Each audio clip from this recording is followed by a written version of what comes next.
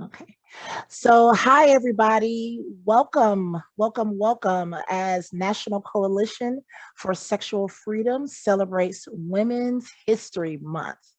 And my name is Ruby Johnson. I am the chair for our DEI committee at National Coalition for Sexual Freedom. And I am excited to celebrate some of the top women that I see that exemplify so many beautiful things, as well as identify as polyamorous women. They not only work and contribute to the community unapologetically, they love with so much freedom and liberation. And I am just excited to introduce you to Chasity Chandler. Hi, Chasity. Hi, Ruby. Hey, everybody. Yay, yay. So I would love for Chastity to give her brief bio of what she wants you to know about her. Go Oh, ahead, Chastity. man. Brief bio.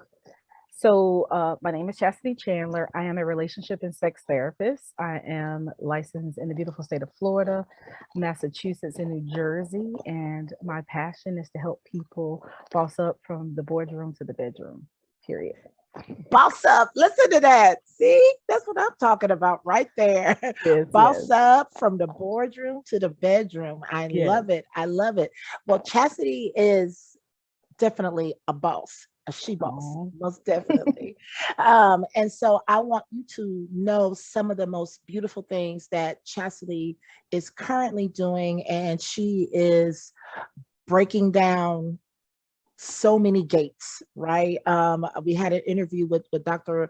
Lex a little while ago, and she talked about breaking yeah. down the gates, and that's definitely what Chastity is doing. I know you're familiar with Dr. Lex. Yes, yes. Dr. Lex is actually on my advisory board for the school you'll be talking about in a little bit. So yeah. Yes, yes. And so that's what we're going to segue into.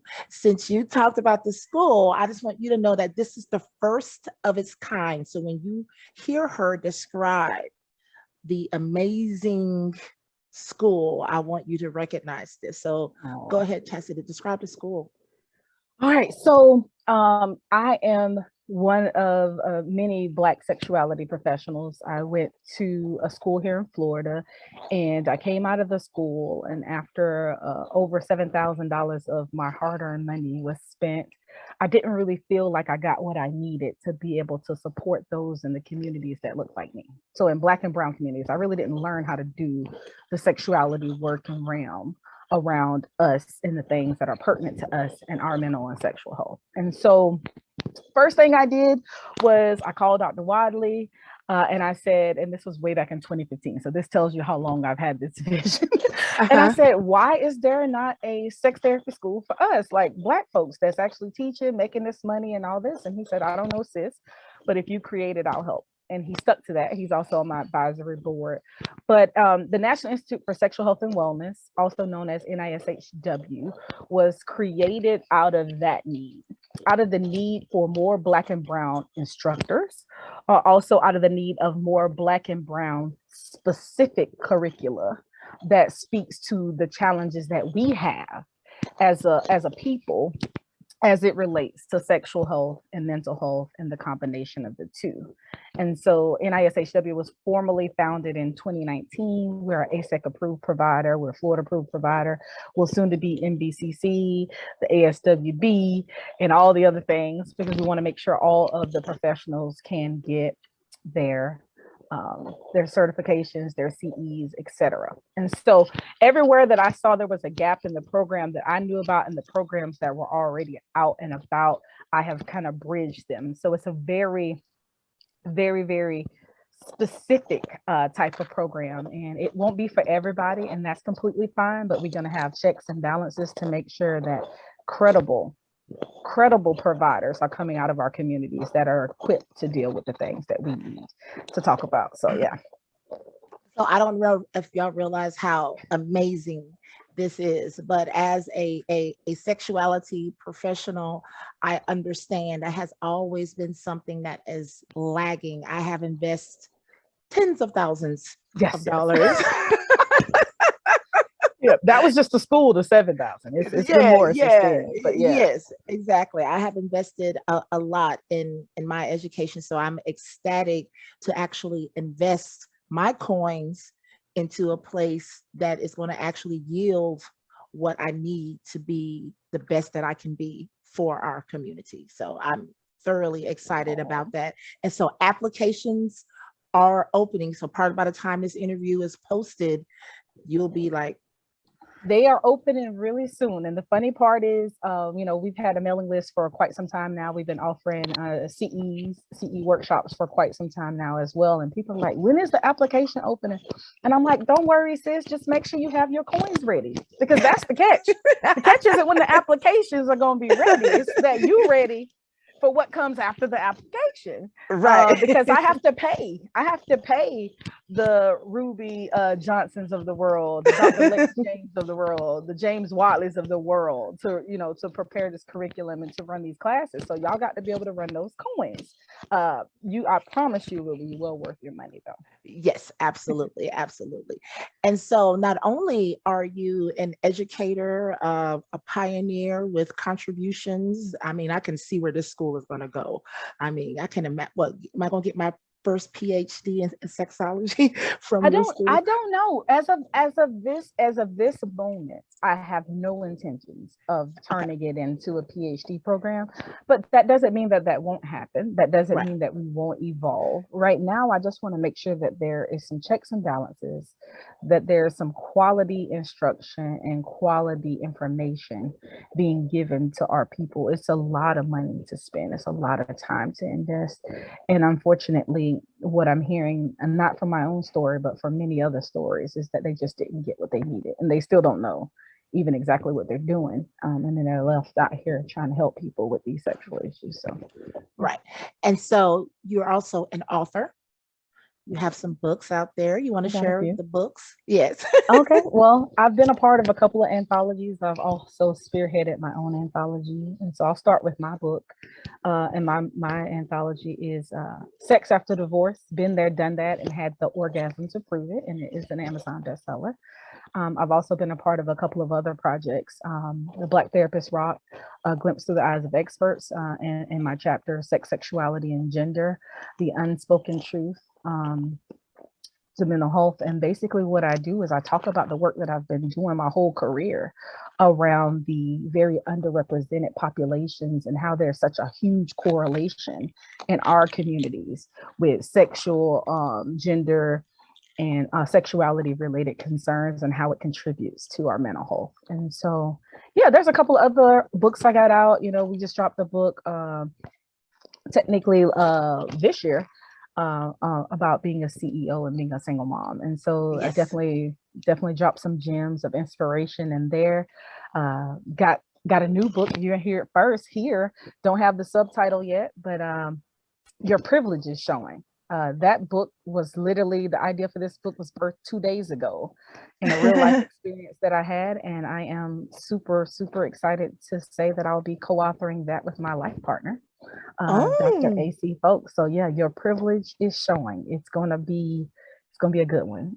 Yes, that's gonna be a powerhouse. That's gonna come out before my solo project, which is My Marriage Didn't Work, But Yours Can, A Guide to a Happier, Healthier, Stronger Relationship. So yeah, those are 2 books that I got in the works right now, and I'm super excited about it. Yes, you are a prolific writer, and I just think that is beautiful. Just you can bring the content, and it's like your experiences are so robust and rich, and so you bring that and you share that so freely to the masses. It's kind of like your dissemination of your life is amazing. Yeah. So that's why you're sitting in front of me right now, because I want to talk about. You. Yeah, let's talk about it. I am definitely an open book. I walk in authenticity, and I live my life like that, and I try to provide spaces where other people can live their life that way too.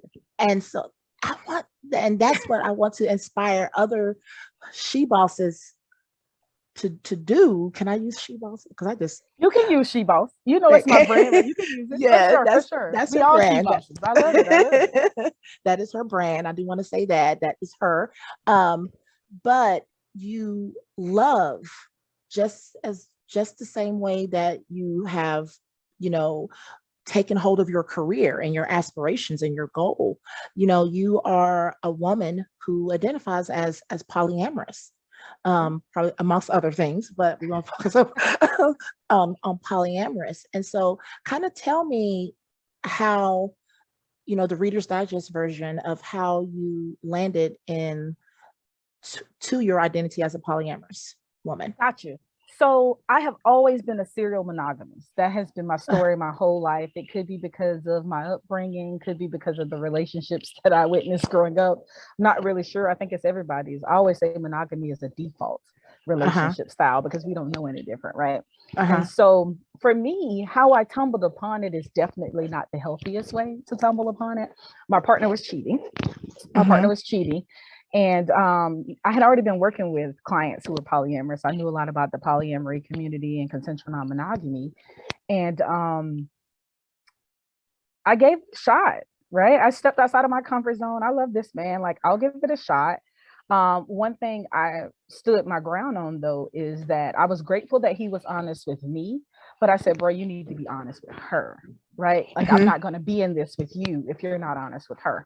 So needless to say, we went from me uncovering, catching him red-handed, all of the things, which I literally wrote about the sex after divorce, to us actually being able to enter into a healthier consensual non-monogamous relationship with him and another partner. What I learned in this transition was that I actually had the capacity to love more than one. And I actually had the capacity for my partner to love more than one. And that was something that I had not recognized within myself. It really truly wasn't until I ended that relationship, which was over a 3-year course of time. It was toxic as fuck. And eventually I just got out, even though it was healthier at the end. I got out and did some work with my therapist, because it's always important to do the work that you need to do to make sure that you present as your best, healthiest self before you're trying to jump into relationships. And I literally went after what I wanted, needed, and desired. What I did, Ruby, is I took my own advice. I took the words that I stand on, that I instill in clients, and I did the work for myself. And then I realized not only do I have the capacity to love more than one, but I deserve to both be able to and to be loved by more than one person, because I have a lot of love to give, and then the people that I tend to connect with have a lot of love to give. So that's basically what led me to know that I was polyamorous. Before that, I would have never thought that I was even polyamorous. But I also tell people all the time, and I don't know if we'll get into that today, but there's a difference between being polyamorous and doing polyamory. And again, we may not have time for that today, but I can say in my heart of hearts that I know that I am polyamorous, and I know what all it comes with it. I know the ups and the downs, and it is such a freeing way to love. And I am so glad that over the last 3 to 4 years, I have been able to incorporate that into my life and emboss that in a more healthy way. Yes, absolutely. And so, as you know, she is a therapist, and I have referred people to her, and it may take you a little while to get in. So, I want to talk about how polyamory has, if you want to speak to it, has allowed you to be the best version of you, because you said that you are more healthy. You have said that you went to your therapist, and so it sounds like it inspired you to probably bring out some of the best versions of you. Is that an accurate assumption? Yeah, absolutely. I feel like once I got trained in Dr. Brene Brown's work and was really doing that work in my life, everything was already shifting. And I feel like my relationships and how I showed up in the world in those was the only thing that wasn't congruent with this authenticity version of myself, this authentic, this unapologetically authentic version of myself. And not only, like I said, to know that I deserve it and I can have it, it allowed me to connect with people on a deeper level. It allowed me to actually have the sapiosexual in me stimulated. It allowed me to turn away from people that weren't in alignment with what I wanted for my life. It allowed me to feel like I was worthy of the love that I desired and the love that I gave of others. And so it kind of unlocked a sense of like self-worth when it comes to relationships. It kind of unlocked that, yes, I'm quirky, and yes, I have some very weird qualities, but with the right person, they'll appreciate those things. And they will add value to my life. Instead of, I'm always the one adding value to other people's lives. And so it feels good for once to have relationships that actually add value to your life. Right. Before we talk about your current phenomenal relationship, I want to talk about, because it sounds like you can have it all, and you can have it all without being in secret, or not, I don't want to say in secret, but not disclosing, right? I mean, because some people think that they can't disclose, especially women, they can't disclose that they want multiple partners. They can't disclose that they want multiple sexual partners. It's something that has so much stigma attached to it. How did you, as a woman who is on the forefront, traverse those decisions about being so public about who you are? Again, my goal is to encourage others, right, to feel empowered and to be able to accept their authentic selves. And so for me, it wasn't so much about, I don't know that I initially was like intentionally like, yes, I'm polyamorous and shout it from the world. But what I would also say is I have a lot of privilege. And I think sometimes as Black and brown folks, we don't realize the privilege that we actually have. Like you and I, Ruby, we have privilege. We are educated Black women, and with that comes some privilege. We're also who we are in our fields, and with that comes some privilege. So I won't go too far into that because I'm sure it'll be in the new book. But with that, to me, when I think about that privilege, the Bible verse, which I'm really follow that avenue, but to whom much is given, much is required. And so for me, revealing that part of myself was more, to me, a responsibility that I owed to show other Black and brown women that you can be who you are, and it doesn't have to be detrimental to how you show up. I love that. I love that. But I also have privilege that I'm a relationship and sex therapist, and it kind of goes along with what I do. So it actually helps clients to know that I'm not only talking about this from a book or a workshop or a certification, but like this is my lived experience. And I have some of that may or may not be helpful in helping you navigate this, right? Like I made some mistakes and I learned from those mistakes, and I'm able to help people to see maybe some areas that they're kind of going astray as well. But with that being said, for me, I'm an open book. I don't have anything that I need to hide. I always say you either love chastity or you hate chastity. I don't think there's any in between, and I'm okay with that.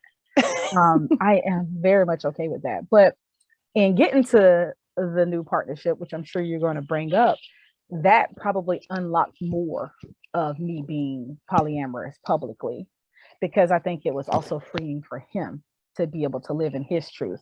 And so inadvertently, I think a lot of my truth came out with that. And I was completely okay with that because it actually helped him, if that makes sense.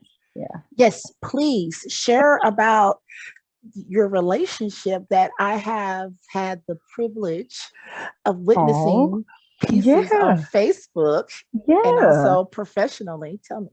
Yeah. So I don't know if you know this part, Ruby, but how the relationship part of us actually started was he was watching me present at your conference, Poly Dallas Millennium. Oh, it was the blue sex talk no chaser shirt and eyeshadow girl. That's what it was.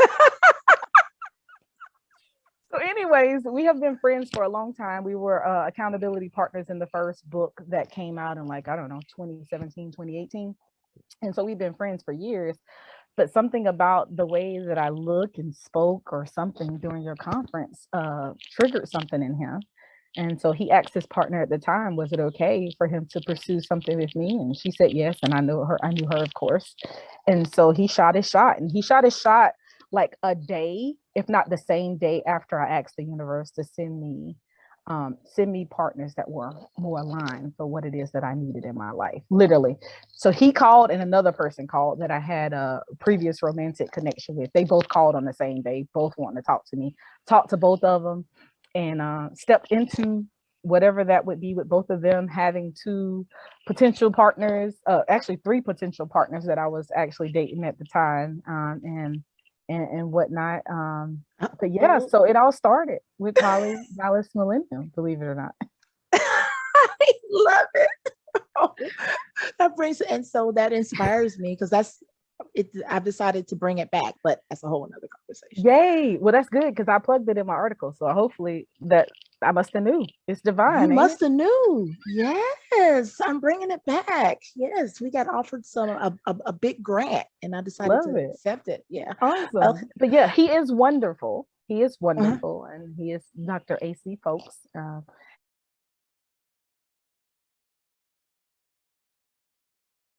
He's pretty much a big deal, but I couldn't have asked for a better partner to do life with, a better balance. We are definitely opposites in a lot of ways, and we are the same in other ways. But the beauty of who we both are is that we love and we help and we do so without limit, if that makes sense. And so that's a beautiful quality to have in a partner as well. Yeah. Right. And so I'm going to ask you a series of 3 questions. Okay. And they're going to be fast-paced questions. Gotcha. And to end the interview with. And the first question is, what myth do you want to dispel today?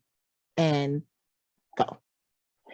Black people aren't polyamorous. That is a lie. It's a whole lot of us. There's a whole lot of us that want to break into this realm as well. So that'll be the myth. Okay. What do you wish you would have known before you decided to come out as polyamorous? What do you wish you would have known in advance?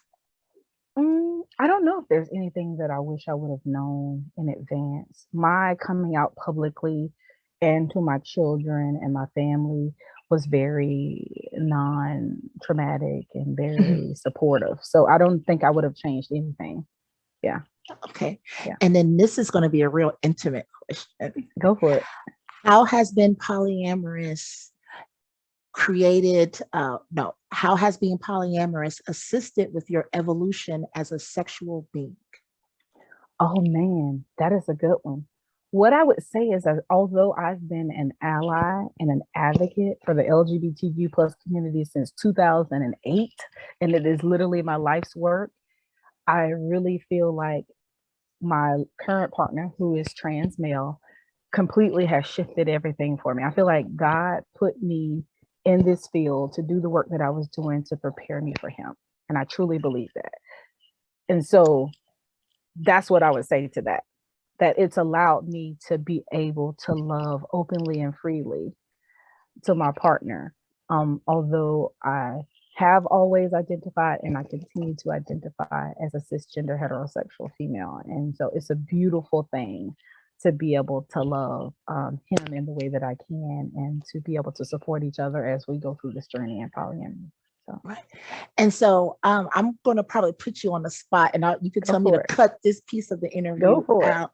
There's been so many times I wanted to refer other cisgender women to you who have partners who are trans because they don't feel they have the support, because when they go into some groups, it's all about maligning their trans partners and talking negatively about them. And she's like, there's very few women, and I found this to be true for myself also. When my spouse came out as trans, there's very few support networks for cis women who are living abundantly within their relationships and those struggles. And so I don't know if that's something that you want to consider in the future. See, this is how stuff keep getting created. But to be honest, that's actually a conversation I've had recently with my partner. And I always, he identifies as trans and he takes on his trans identity very strongly. And so I definitely support him in that. But there is no space for queer couples that Mhm. are like us. There is not a appropriate space. We can get Mhm. into people's couples challenges and on all of these things, but at the end, when they upsell, there's no space for us. And so I definitely know that there's a need and a desire to have space for queer couples. And I don't know if that'll be he and I creating that, or if somebody that's listening wants to create it. If you want to create it and you need my help, definitely hit me up. I'd strongly be interested. I'm not sure if it's something that he and I will take on though. Okay. It might be, but I got enough on my plate right now. Okay. So I could leave it in the interview and just let the idea go forth for Yeah, someone to create. yeah, yeah, yeah. I won't be mad. I promise. You won't be mad. No, Okay. I love you so much, Chastity. I love I you too, Ruby. do. You are phenomenal and you are Oh, thank fantastic. you. So how can people find you? What upcoming projects do they need to know about for 2022 that you want to share?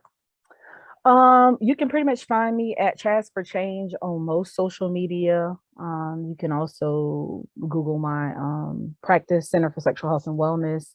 I'm getting on TikTok now, so I'm actually I don't even remember my damn TikTok. I'm actually, I think it's relationship and sex therapist on TikTok. So Okay. surprised that was still there.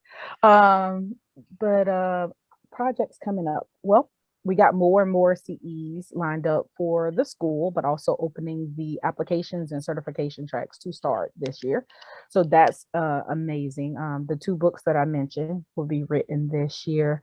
And then if you are happen to be a Black therapist and you like to travel, I actually have a travel group and we are planning an all-inclusive trip to St. Lucia in November. So definitely join us for that. Look up Black Therapist Travel.